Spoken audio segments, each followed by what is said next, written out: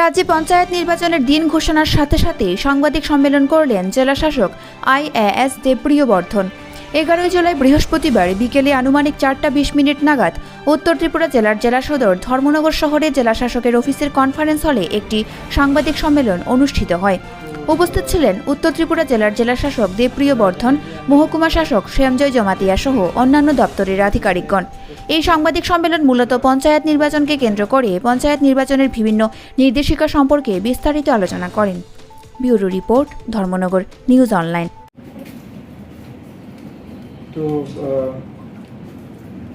আপনারা জানেন যে আমরা পঞ্চায়েত ইলেকশনের যে বিভিন্ন ধরনের প্রস্তুতি আমরা এতদিন করছিলাম, তো কালকেই honourable state election commissioner press conference করে শিডিউল অফ ইলেকশন, সেটা বিভিন্ন যে ইম্পর্টেন্ট ডেট সেগুলি ঘোষণা দিয়েছে। আর আজকে থেকেই নোটিফিকেশন অফ ইলেকশন, আর আজকে থেকেই নমিনেশন অলরেডি শুরু হয়ে গেছে।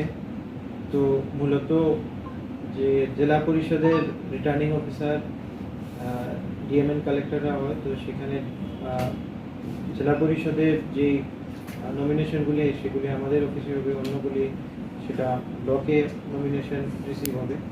তো যেমন আমাদের এখানে নর্থ ত্রিপুরা ডিস্ট্রিক্টে টোটাল 347টা পোলিং স্টেশন, এই 4টা ব্লকে, যেখানে আমাদের জেলা পরিষদের কনস্টিটিউয়েন্সি, এই সমস্ত জায়গাতে 347টা পোলিং স্টেশন, সেখানে ভোট গ্রহণ করা হবে। যদি ভোট গ্রহণে আমাদের যেতে হয়, তো ওই কেসে যে আমরা এর আগেও বিভিন্ন সময় মিটিং করে আপনারা দেখেছেন যে সেটা ভোটার লিস্ট ফাইনালাইজেশনের ক্ষেত্রে হোক বা পোলিং স্টেশন ফাইনালাইজেশনের ক্ষেত্রে, এই সমস্ত এক্সারসাইজ অলরেডি হয়ে গেছে।